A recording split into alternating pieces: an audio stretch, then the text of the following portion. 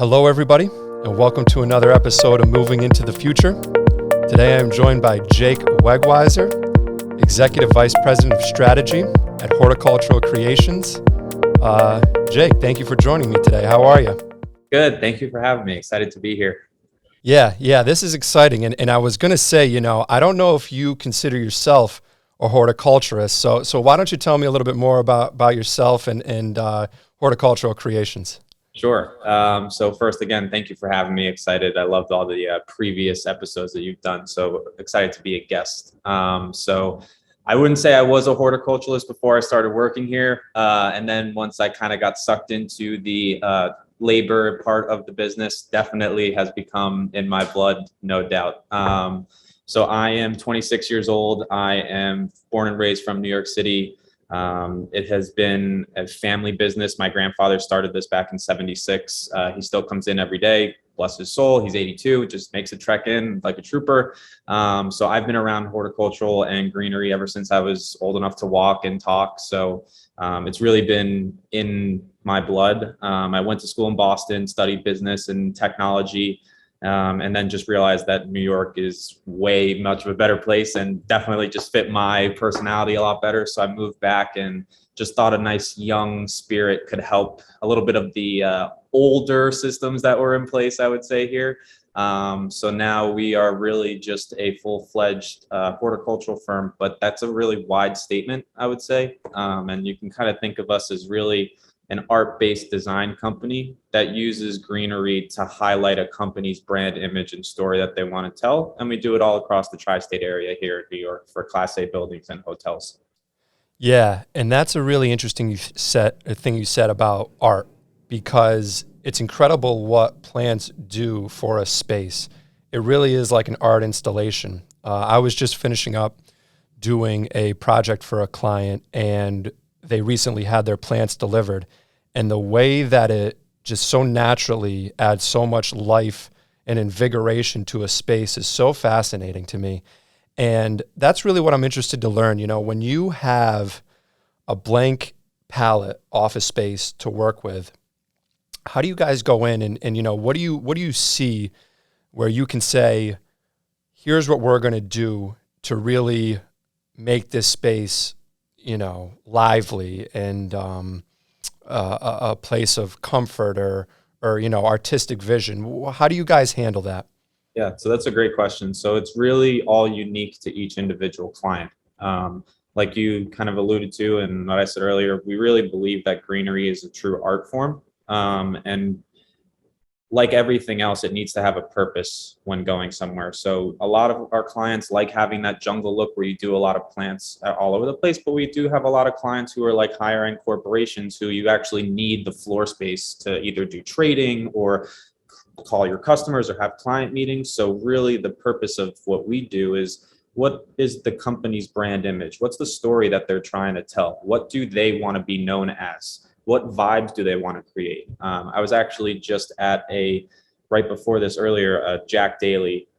He did a speech. Yeah, I know a lot of people went to that. Yeah, so he was there, but really, I kind of took bits and pieces from him. But one thing that really stood out to me was his whole thing on culture and vision, right?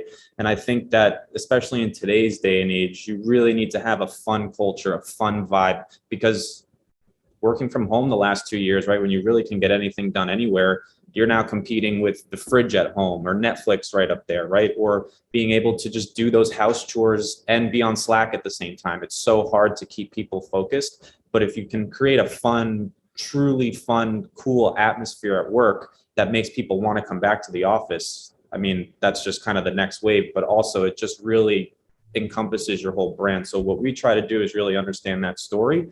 So then we can position all those art pieces in different parts of the office to create a warm and welcoming experience when you walk in, or it's to just coolen up the space because it has all the traditional looking marble and stone and kind of cold colors. So it really depends, but it's really just all about the story that the clients want to tell for their employees. Yeah. And on top of that, as you mentioned, through the pandemic, one of the things we've realized is people can work from anywhere. And that includes outside at a park. As long as there's Wi-Fi, people are able to, do that. And it's proven, and we'll talk about this later in terms of biophilia. Nature helps people think, and sparks creativity, and really opens up the mind. And how has your pitch or proposition to companies, when companies come to you, are they thinking with that in mind, that these employees can work anywhere? So we want to really create something that is, enticing and engaging and creative for the client. Has that changed since, the development of the pandemic? So I mean, that's a great question. So there's been a lot. Like, unfortunately, plants and flowers were seen at the beginning of the pandemic as like a nice to have, not a need to have, obviously, which is fine. So we were one of the first services to be cut. But now it's kind of transitioned to exactly like you said. People want to create like a fun, warm place to come back. They want to be creative. They want to be nimble. Companies are repositioning themselves, not only the way they're pitching to other people, but also how they're presenting themselves with their apparel, with their actual office space. Big thing is amenities. So what are they offering to their employees, not only and guests to bring them back, but to keep them in the office? So plants are the same way, really making sure that we have that creative element so that it's in line with all the stories that they're trying to tell. But what we've really been trying to do is bring that outdoors indoors, right, so that people can see that there is a cool relationship that you can have. I mean, I have so many friends. I know it's a small example, but they've told me, hey, I've become like a plant mom and a plant dad over the pandemic. I brought plants home to me right on my desk just to sit and work when that wasn't a thought anymore. It doesn't have to be plants. It could be a statue. It could be a sculpture, but just something that, kind of livens up the space. But there's so many health benefits and things with plants that if you do get creative, right, like you said, it really does open the air, opens your mind up to be able to think differently, think creatively. I mean, I know that there's so many studies out there, but one that always harps on my mind is people that are around plants and around biophilic design, when it's the outdoors, indoors, they actually see about a 15 to 20% increase in productivity, just because they're able to feel like they're more connected with their work, connected with nature, and it's just stirring all of these creative ideas. So we want to be able to present that as well. So I think you hit it right on the head too. It's really creating that nimble and creative feel to make everybody just stay at work, be more productive, but also just feel comfortable. Yeah. And it's interesting too, because in terms of just having plants present, even people who bring in their own plants and have them at their desk, it's a strange thing how that does just spark like a something in us as humans. And it probably goes back to, our early days of civilization. We were, hunters and gatherers and out with nature every day. And even 150,000 years later, we're still, prone to that same dopamine hit, if you will. So why don't we talk a little bit more about that in biophilia? How, I could imagine would you consider yourself like like PhD in biophilia, or how far would you say your education goes in that regard?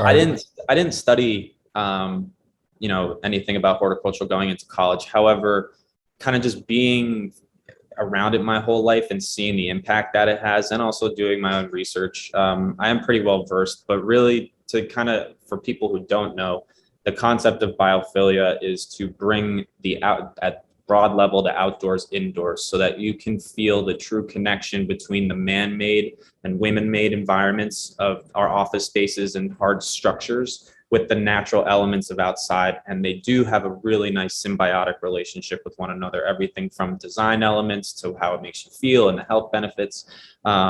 So for example, I know that we were just talking about this, but also that the Amazon's new headquarters, right? Like that's like the future of where it's going. Plants is actually in the building itself. For people who don't know, if you Google the Amazon's new headquarters, it is not only stunning, but just amazing how you can just do some of those certain architectural stuff.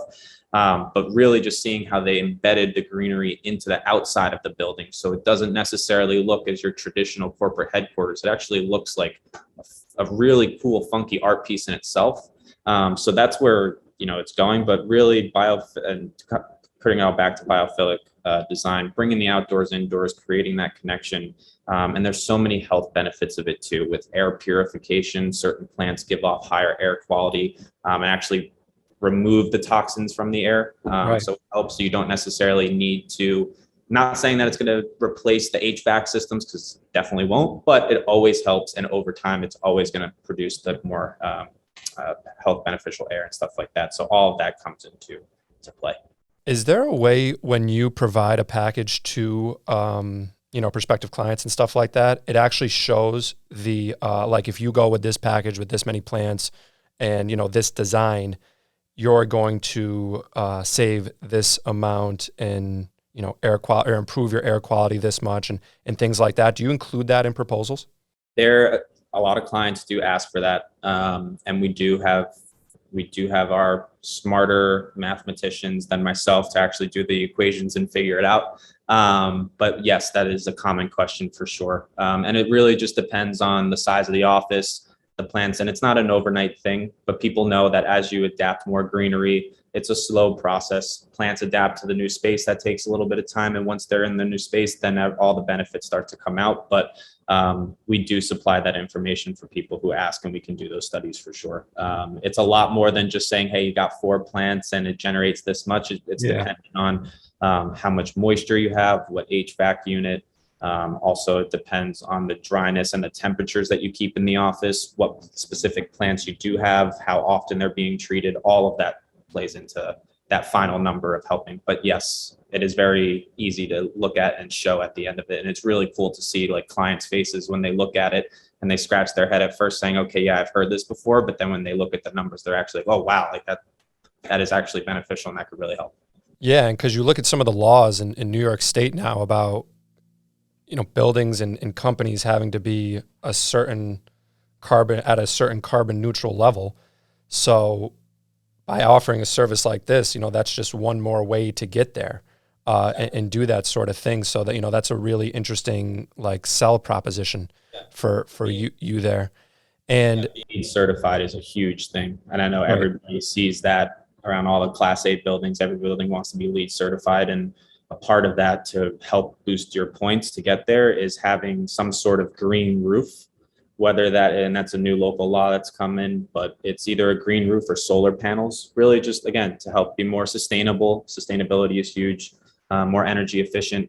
That is just something to help boost that. And if we can help that in any way, sure. But it's really cool to see. And especially when clients get that certification and they're super proud of it. And I mean, like really proud, and they're really happy to be LEED certified. It's a big deal. Like that's what I'm happy to see when my clients, my friends, everybody who I'm connected with is smiling and prospering. And that's just, it's great to see for sure, especially on the LEED side. Do you consider companies that offer solar panels to be a partner or competition?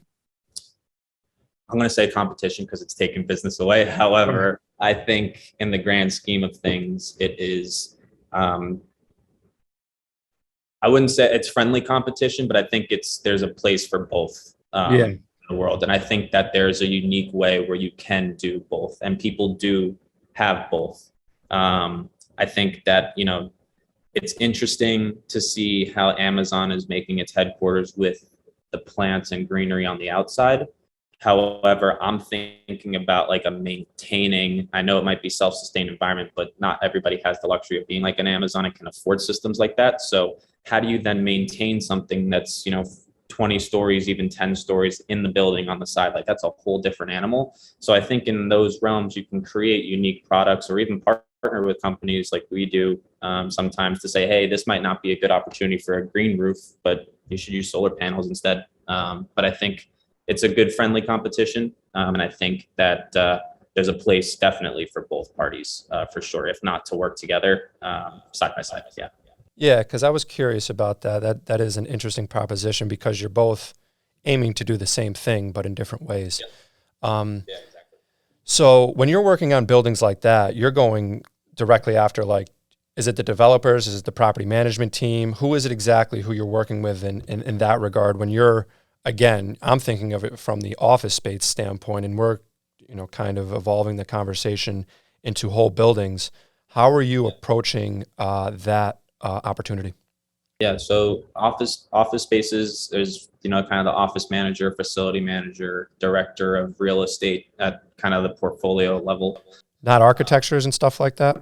Architects we keep them in their own bucket. So those would be kind of on the earlier side and more of the initial design and concept phases. We love going in that early, obviously, because you can really do some cool stuff with a completely blank canvas and really design it. So that's one avenue. But then if you want to do the buildings as well, developers are great, again, to get in the earlier side, but it's really the facilities team, because they're the ones that know the building in and out. They're the ones that are on the ground and dealing with the day-to-day. So it usually falls under their purview of all of those services. The design aspects, and if you're talking about design and concepts and pictures and imaging, sometimes that falls on facilities, but a lot of the time that goes to more of like the architects or those types of companies where it's more design oriented. So for the green roof, like a green roof, you would go that would be an architect or a developer. Okay, yeah, because that's what I'm fascinated about too. Because I think, when you think about Manhattan as a whole, just obviously, that's our canvas. If you think about some of the creativity that could go into building these green roofs, you can get really, really creative and dynamic, and it would create so much beautiful landscape for the skyline and the city as a whole. How are you approaching that? First of all, have you done a green roof in Manhattan before? Yes, we've done a couple. We actually, one of my favorite projects that we did was for a residential building. We don't normally do residential, but this one actually was a unique project. So they had a pool on the rooftop that was an amenity. And you would think that when they were designing a pool, they would assume that it would be deep enough to swim in. So somebody messed up somewhere. And instead of having a 6-foot pool, they actually had a pool that only went 1.5 feet deep. So they couldn't use it. So what they wanted to do was say, hey, we have this space, we want to use it. So how can we make it fun? How can we make the space usable for our tenants so it's not just a wasted roof? And what we did was we actually filled we used the pool as a planter, pretty much, lined it. And we basically created this whole grass area for people to lay out in, hang out in, had all these beautiful flowers and plantings around. I can send a picture after this too, but something like that where not only after it completely avoided that disaster of a pool, people were now able to use the roof as it was intended to, and also has that benefits of helping insulate the property, having a somewhat of a green roof. People were using it, but we do stuff like that where it's a fun project too. We had a company that had all this HVAC stuff at the top of their roof, and they wanted to cover it up. So we actually built living green boxwood mats that went around the entire thing to make it look like it was just a green hedge. And that also constitutes. So it's really little things like, something as simple as just covering some piping. It could be something as doing a pool, but again, it really varies. But yes, the projects and the landscapes that you can create here in the city especially are just amazing because of the creativity and things that can go into it. Right, exactly. And, there are certainly enough water towers and HVAC systems that we see in this city. So, a green encampment certainly doesn't hurt in that regard. I wanted to step back to biophilia though. So have you ever had a situation where you've had a client and let me ask this question first. When you do an installation, is it more transactional where you do that project and then the project's over? Or are you also, watering the plants and maintaining them and doing all of that stuff as well? Or do you transfer that over? Do you give them like a playbook as far as how to handle things? How do you approach that? So we're full-fledged. So we install, we continue the relationship after, should they want us to maintain it. If not, we'll give them a playbook and tell them this is what we recommend. And it's not like we'll ever leave anybody out there. We're always checking in. We're always making sure they're there. I still go on the installations. I still go out and see my clients to make sure that everything is up to par, healthy, and also just that they're happy. So we definitely do that. And then when the season's over, ironically, we go into holiday decor, which is a totally separate animal, and that's totally different. But yes, we always make sure that they have some sort of insurance policy to latch onto. And by insurance policy, that's the main maintenance aspect of the plants. Got it. Yeah, because what I'm interested in is like if there's a certain area of the office that may have a grass wall or just more plants than other areas, and the company sees. One of the things I used to work on when I was on the end user side working for a company was like heat mapping and why do employees sit here over there, and what is it? Is it the furniture? Is it the sun? Do you guys often see, or do you ever get callbacks where like we see that a lot of employees really enjoy this space in the office because of the plants?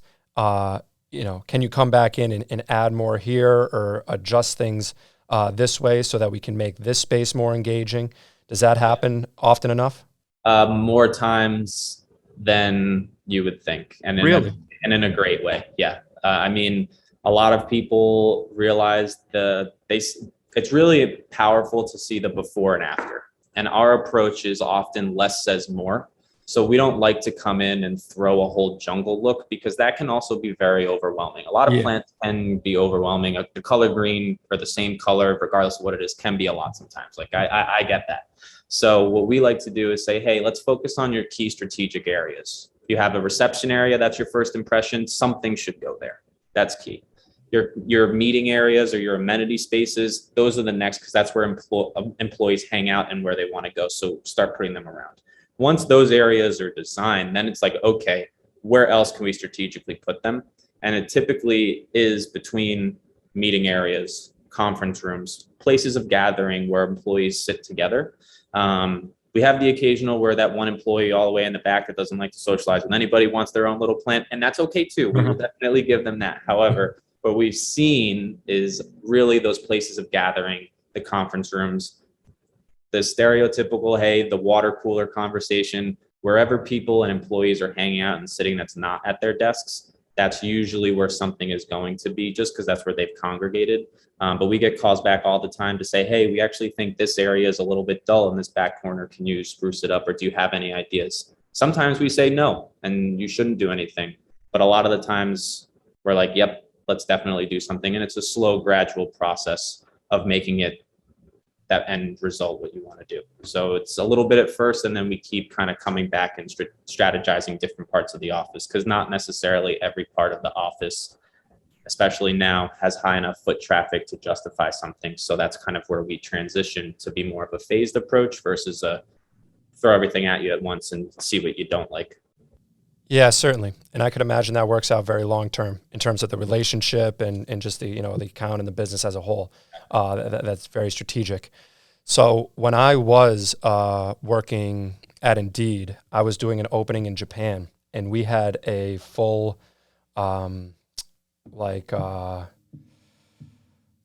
basically garden in the office. I'm forgetting exactly what type of garden, but we had the like bonsai trees, like large bonsai trees, and basically a path where it was like being in a garden space. Same thing at WeWork. We did that in some offices where the plant budget extended a little bit, and we really had these spaces that were like almost encampments in these of small nature spaces. So it was really cool. Do you have any projects like that come to top of mind where you've designed something extensive as that that really stand out to you? Yeah, so that's a great point. So a lot of what we're talking about now and coming back into the office is this whole concept of wellness. And that extends well beyond plants. And I'm not even considering plants in this conversation for right now. It's really more of like, how can you help employees feel physically better at work? And also now that we've been seeing a lot of with a lot of athletes too, is the mental wellness side. So how can you really make sure that your employees are feeling their best versions of themselves? So what we've been seeing a lot of is amenity spaces, whether that's an actual meditation room, whether that is just a game room, whether that is a exterior terrace, any sort of thing that encourages people to get away from their desk for 10 minutes. You're still in the office, but just take a quick break and you can always come back and you can use it. So this concept, we actually, I think, what we were going for is like a Zen Garden. Thank you. That's exactly what I was going for. Yes. So a lot of people are using that to create that calm environment. So we have an account uptown. They've been with us for 25 years, longer, just about as long as I've been alive, if not longer. And they are actually based out of, it is Japan. They are based out of Japan, their sister company. And what they are actually doing is they have a basement floor. Their tenant moved out and they can't fill it right now. So they decided they're going to redo that and make it a whole amenity space with a bar, a Peloton room, a couple meditation rooms. But outside, they have two really just little pieces of just exterior spots that really can't be used. So what they asked us to do is to create two versions of a Zen Garden to put, we didn't end up doing a waterfall, but there's sand along the back with the black river stone. There's actually bonsai trees that are going to be there, artificial, but just to give that look because there's not enough light. And then on the other side, what they wanted to do was a modern one where they wanted to do fake moss on the outside to make it so that it looks like kind of like that natural living green wall. And what they're going to do is they wanted to have wood furniture and a little outdoor fireplace. We didn't obviously do that, but just to tie it all together. So really just making those types of projects, making sure it's, hey, it's not necessarily the main focal point of the outside, but it's really nice accent pieces that really tie everything together. And those are projects that I love getting excited about, because what better than to say, hey, I'm too stressed out at work, I'm going to go downstairs, and you sit next to it, and then you feel like you're in a totally another country for however long you're down there. And then you can go back upstairs and that might have just relieved all your stress for the day, or just have taken your mind off of it for 10 minutes, which is exactly what you might have needed to think clearly. So that's the stuff that we're also doing as well. It's a huge part of the next phase, I think, thinking back. Yeah, I certainly agree with you, because now what's going on, and I've been saying this for a while, is offices are essentially competing with retail spaces, which their whole design is based around drawing people in. Like, what are we doing in our retail space to draw people in, whether that's street level or above? How are we getting people into this space so they're buying whatever we're selling? Essentially, the office has become the same thing. So creative solutions such as, horticultural and creative designs like that help in that regard. And it's not just, you mentioned, Peloton rooms and bars and things like that. That goes into it too, but plants are such an important aspect of all of those, because even if there is a bar, if there isn't some sort of, and this kind of stems back to where we started, artistic expression there, whether through physical art or plants, it's lacking. It's not going to bring the people in the way that you would want. So that's why what you're doing right now, and why I wanted to have you on, because I think it's so important and so crucial moving forward and recreating the office space as a whole. And that's kind of how I wanted to finish up. We were talking about the Amazon building and how that is just so innovative and something that we really haven't seen before, specifically in the United States. I've seen other buildings in other countries, Singapore comes to mind, where there are these buildings that have exterior plants and trees and nature in general. Pioneers for that. Yeah. They have some pretty amazing stuff out there. Yeah, so I've traveled there and I've seen it, and it's like awe-inspiring. It's so cool.